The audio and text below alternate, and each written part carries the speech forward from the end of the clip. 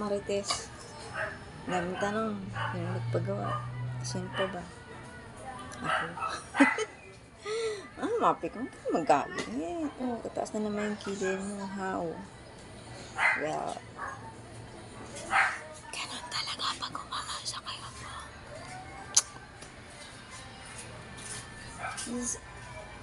This is it. Dream on talaga, diba?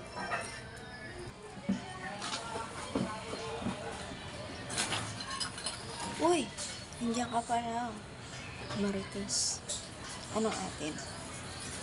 Ano na naman tatanong mo? Dami mo naman tanong. Ano ba? Hindi naman. Day 10 na. Ano na? Kamusta na ang pinapagawang bahay? Ito pa rin. Yan pa rin. Oh.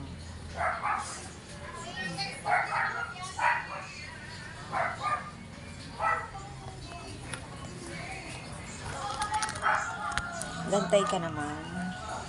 Hindi naman mga superhero yung mga worker ko para madali ka. Waiting, ha? Okay. Gawin mo, hindi naabot ng isang buwan na lang. Ay, naku. Ang gastos. Hindi ako makapag-order sa Silinba, ng sapatos. Hindi ako maka-order nga sa TikTok shop. Hindi maka-order sa Shopee o sa Lazada. May balak pa naman sana mag-travel. Kahit domestic lang. Wala eh. Dito napunta eh. Dito. Pagpapagawa ng bahay. Welcome to my mansion. Sorry lang. My mansion. So, ayan. Palagay ako ng another pintuan and window. So, dati dito yung window. Dito. Dito dati yung window. Tapos dito sarado to dati. Sarado yan. So, may window talaga dito. Pinaliitan lang. And then, another window ulit po ako dito, guys. Ituturo ko kayo. Dito. May window talaga dito. Of course. Yan, nandito yung kusina namin. So, ito yung old window. Door. Door namin. Tapos ito yung kwarto na nakakatanong ng kapatid ng mga asawa. So, wala sila sa amin dito. Inuwi ng asawa din sa malayo dito. Ayan po, dito. So, yung gagawin sa yun. So, yun yung bago namin bubong, o diba? Diba bongga na, naka-tubulo. At C5 yun ito. C5. Parting. So, medyo ano talaga siya. Ay, kunin ba ko? Lumaki tingnan. Hindi, sorry. Tumaas kasi yun, o. Tumaas yung aming bubong. Guys. Para tayo na sa ano ngayon, no? Pinasabog. Para tayo na sa gera, guys. Sa gera, ano ko nang dahil? Sa liwa ko.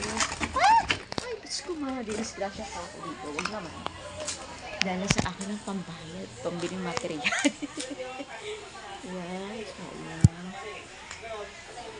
Sayang mga marites. Diba? Malapit na. Soon to be finished. Gigising na kami. Wala nang tulungan ng lubo. Salamat sa panonood sa akin. Walang kang panonood ng vlog. Itong aso ko, kulupit ng aso ko. Itong aso. May lahi daw kasi malaki. Oh, taas ng bintana. Taas ng bintana. Yung mga pinaglagderi. Bibenta ko yan. Sayang. Sayang ang guys. So, deflex ko yung bahay ng mga marites. Kailangan ko ito yung paupahan ng mudra. So, dito muna kami. Kaya lang, walang kita sa mudra, pero ako magbabayad na bill for 1 month. Kuryente tsaka ng tubig. Sana maliit lang. Nahihilo ako pag nakikita ko ng bill. Huwag naman. Ay, mga marites. Kapagod. Matutulog ka na maaga, tapos gigising ka ng mas maaga. Ay, naku. Wala nang pahinga si Inday. Yan. Kailangan ko pa i-report yan kay Apam, yung mga trinabaho ng mga workers. So, si ng worker is, alternate siya mag-sit. So, okay lang, naintindihan ko naman kasi syempre kailangan nila yan sa pamilya. So, ayun mga marites. Nakakapagod din kasi mag-iisip ka na kung anong lulutuin mong pagkain. Kasama sila sa budget. Isang lutuan na yung ginagawa ko para tipid sa gas. Tsaka yung merienda, alam mo yun. Talagang binubusog ko para sipagin sa pagtatrabaho, guys. So, dalawa lang sila. Sarado yung gate? Sarado yun. So, yun. Nandito ako sa store na kapatid.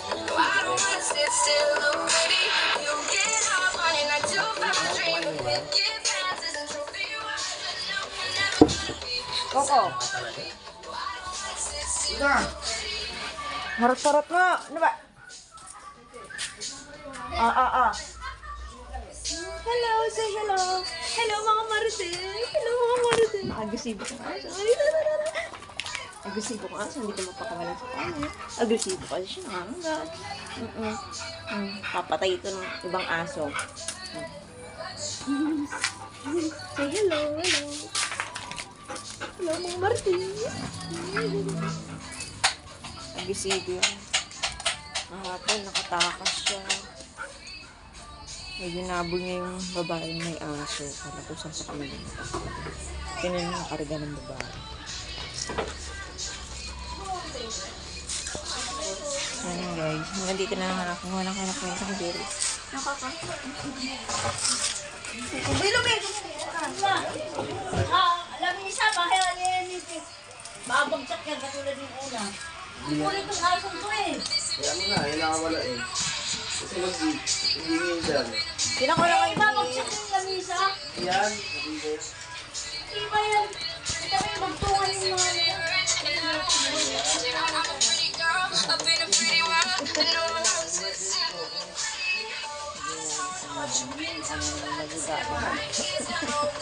Hindi na babalik na guys. Mag-iinisin mo ito.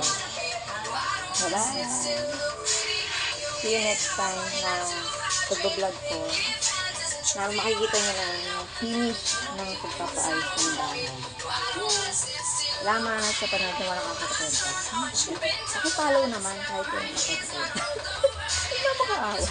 So, ang umaasa sa apa. Bye.